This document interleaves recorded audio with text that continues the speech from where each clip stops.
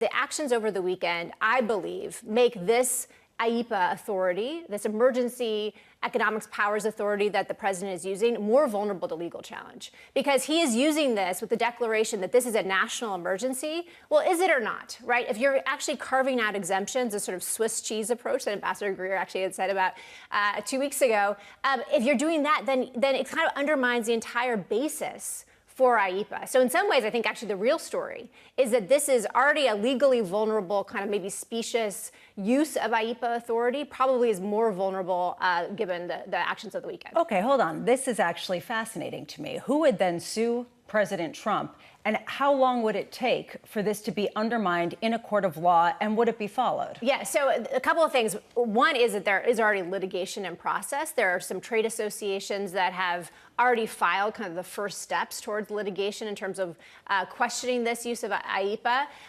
But to your question, and this is obviously very pertinent to markets, this will take a while to go through the judiciary.